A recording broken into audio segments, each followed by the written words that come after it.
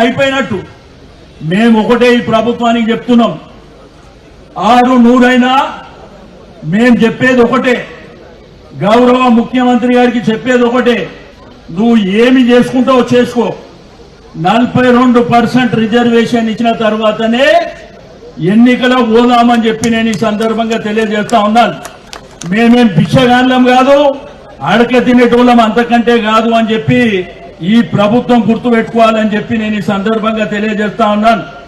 మేము చెప్పేది, ఈ వేదిక మీద ఉన్నటువంటి మిత్రులు చెప్పేది తప్పైతే నేను ముఖ్యమంత్రి గారికి ఆ ప్రభుత్వాన్ని చెప్తున్నా, నువ్వు ఏ రూపంలోనైనా పర్వాలే, 42% రిజర్వేషన్ చట్టబద్ధత ద్వారా ఎన్నికలు జరిపితేనే మేము సిద్ధంగా ఉంటాము, మీకు సహకరిస్తాం. లేదంటే మేమెంతో మాకంత. రాహుల్ గాంధీ గారు చెప్తారు ఆ డైలాగ్, మీరెంతో ఎంత జనాభా ఉంటే వాళ్ళకి అంత హక్కు ఇవ్వాలని.